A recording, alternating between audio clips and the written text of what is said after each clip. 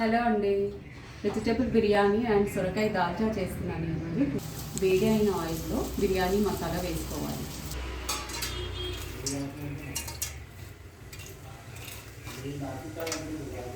అల్లం paste, onions, ఇది 1 kgకి రైస్కి. వెజిటేబుల్స్ అన్నీ ఆలు, క్యారెట్స్, క్యాప్సికమ్ వేసుకోవాలి.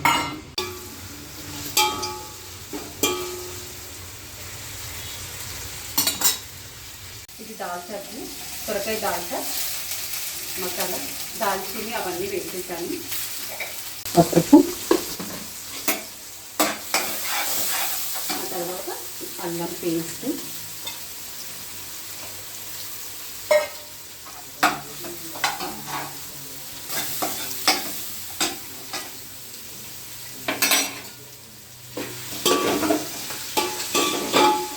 మిర్చి వేసుకోవాలి బిర్యానీలోకి. మనకు ఆ స్పైసీ రావడం ద్వారా కొంచెం. దాల్చాలోకి టమాటోస్ వేసుకుందాం. సొరకాయ ముక్కలు వేసుకోవాలి. వేసుకొని కొంచెం మగ్గనిస్తే ఇదంతా. తర్వాత ఉప్పు సరిపడా ఉప్పు, కారం వేసేసుకుంటే సరిపడా. ఉప్పు, వెజిటేబుల్స్ అన్నీ మంచిగా మగ్గుతాయి కదా.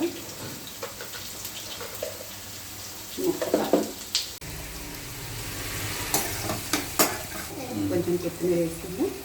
కొంచెం ఫ్రై అవుతుంది. కొంచెం స్మాష్ చేసుకుంటే ఇంకా బాగుంటుంది దాల్చా వేసుకుంది. ఇది ధనియాల పొడి, ఇది కొబ్బరి పొడి లైట్గా. ఇది కొంచెం మగ్గాలి. మగ్గితే ఇంకా బాగా టేస్ట్ వస్తుంది. అన్ని మసాలాస్ తోటి బాగా టేస్ట్ వస్తుంది. ఆలు ఇవన్నీ కూడా మంచి ఫ్రై అయిపోయినాయి. ఇంకా చలో వాటర్ పోసుకుందాం. బిర్యానీలోకి సరిపడా రైస్కి 1 kgకి. ఇది దాల్చా ఉడికిపోయింది మంచిగా. దీంట్లో ఈ మనం ఉడికించిన శనగపప్పు, ఇది కందిపప్పు కాదు శనగపప్పు, దాన్ని వేసేసుకోవాలి. కందిపప్పు కాదు, ఇది శనగపప్పు. ఫైనల్ కొత్తిమీర వేసి తీసేయడమే. మరీ గట్టి కాకుండా దించేసేయాలి. వాటర్ మరిగిపోయింది.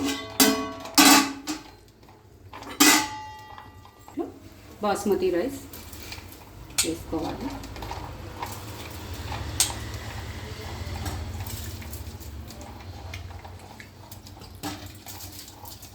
చేసాను, సరిపోతాయి రైస్కి.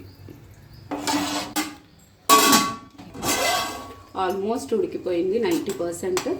ఇంకొంచెం 10% దమ్ పెట్టేసుకున్నట్టుంటే బాగుంది. చాలా టేస్టీగా ఉంది, బాగుంది. Please subscribe to Sai Sushma blogs.